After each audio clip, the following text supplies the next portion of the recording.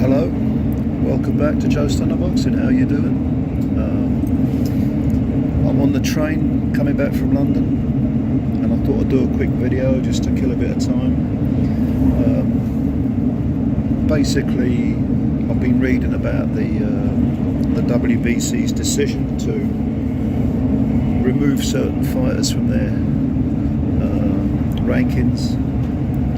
So you've got some well-known names. You've got Conor Benn, you've got Mauricio Lara, Mario Barrios, Chris Smith, Lee McGregor. So the WBC have removed these fighters because of the lack of paperwork that was filed regarding their inclusion into the clean boxing program run by the WBC. Now, in the case of the British fighters I mentioned, they're actually already signed up to VADA, who do testing far more regularly than the WBC's program. But to be in the WBC's rankings, you've got to be signed up to their program. Okay, fair enough, rules are rules. They blame admin, admin oversight. The fighters blame admin oversight for this lack of being enrolled.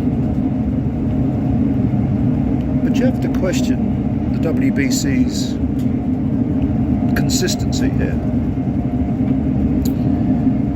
because Oscar Valdez failed a drug test, or there were complications with it, and was allowed to fight for a world title. And in case you'd forgotten, the WBC's flagship fighter, Canelo Alvarez, pound for pound, the best fighter in the world, etc., etc., who coincidentally is a stablemate of Oscar Valdez, he failed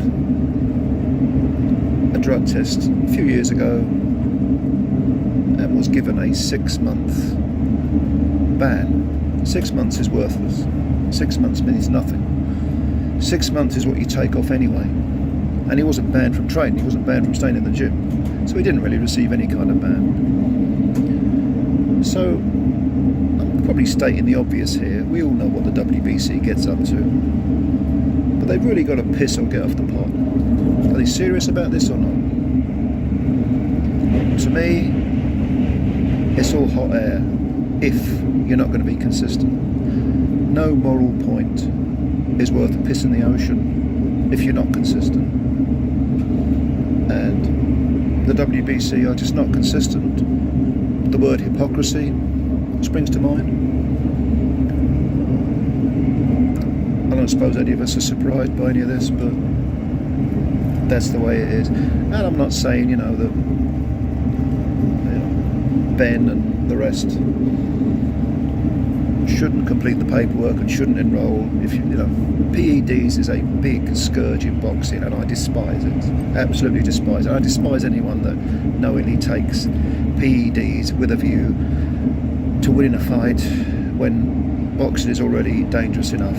Step forth, Jarrell, Big Pharma, Miller. You are a fucking disgrace and should never be allowed to box again. And you're not the only one. There's a lot of people who've been getting away with it for years and years and years. So it is the scourge of boxing. But if you're going to rule the sport, if you're going to be any kind of authority, any kind of vanguard,